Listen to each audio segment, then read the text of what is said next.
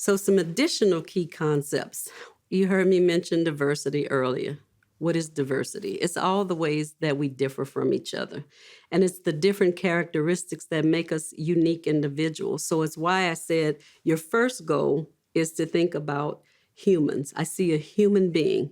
And when that human being is sick, I see a human being who's in a vulnerable state. And then I need to think about all the characteristics that make that person whoever they are. Let's say Angela. What makes Angela Angela? When I say yes, you can mention race. Angela is Black. Angela is female. In addition to I'm human first, right? Angela's female.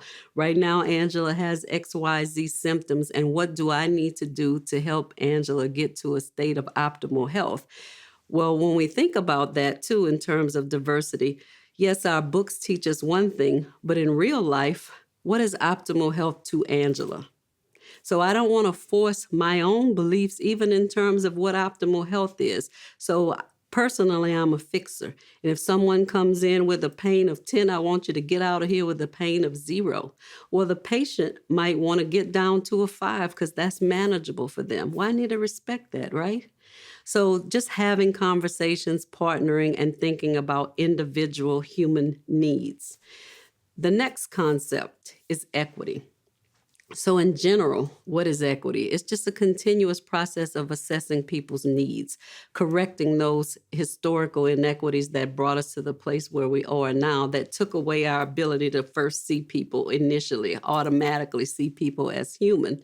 So how do we correct all those things? Through this work that we're talking about right now and being committed to and consistently doing the work, putting in the time and effort so that we do create those conditions for optimal outcomes for everybody in society, regardless of these identity groups.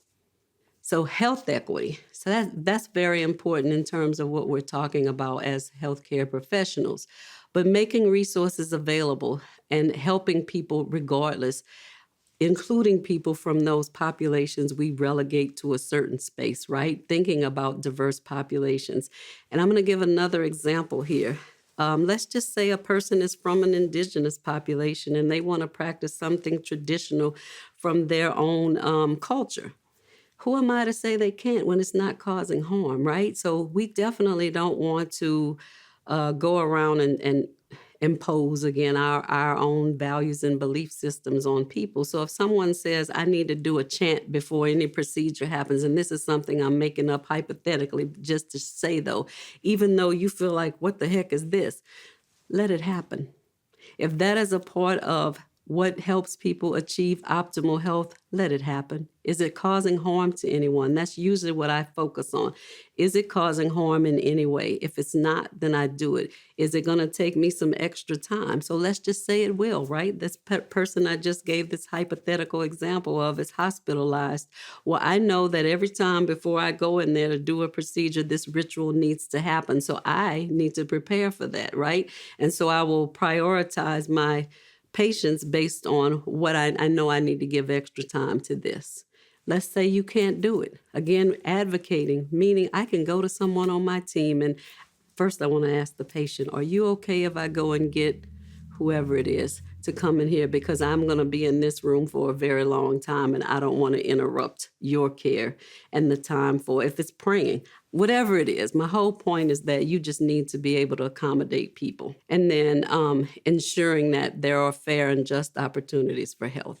So how do we get there? Removing those obstacles to health. And we'll talk about that a lot throughout the series, but how do we do that? Number one, again, acknowledging what are the causative factors. I talked about it already in terms of bias-induced isms and phobias. That's a big one, and that is like broad. So just think about anything that makes you judge someone, and how can I change those things?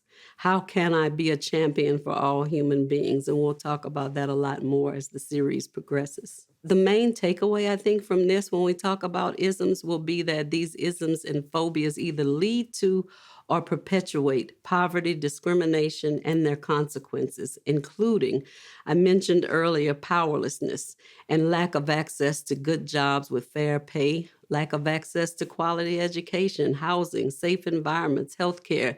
And education is a key, because if I'm not educated sufficiently, then it affects every other part of my life, financially, in terms of my health and how I think about health. So just think about how all those pieces work together to define the determinants of health, and what can your place be in terms of improving those determinants and meeting the goals.